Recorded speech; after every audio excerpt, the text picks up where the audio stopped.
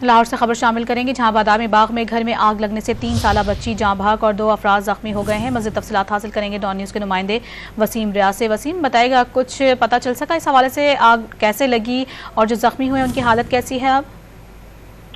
ये देखिए, इब्तदाई तौर पर एसपी के मुताबिक जो मालूमात मिली है इससे घर में कोयले जलाए हुए थे, जिसकी वजह से घर में आग जो है वो लगी। ताहम मजीद इस हवाले से तफ्तीश जो है वो की जाएगी, जिसके बाद तमाम हक़ाइक़ वाज़ेह हो जाएंगे।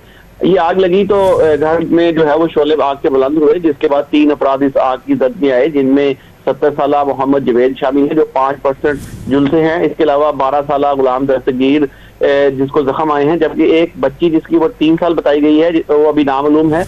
इसकी हलाकत की तस्दीक जो है वो की गई है। लाश जो है वो पुलिस के हवाले कर दी गई है, जबकि जो जख्मी उनको अस्पताल मुंतकिल किया गया, उनकी हालत खतरे से बाहर है। जैसे ही आग लगी, मुकामी अफराद ने फौरी तौर पर रेस्क्यू 112 और पुलिस को इत्तला दी। जख्मियों की हालत खतरे से बाहर है, जबकि इस हादसे में 3 साला बच्ची जाँ बहक हो गई है। तफसीलात बताते वसीम, आप शुक्रिया आपका।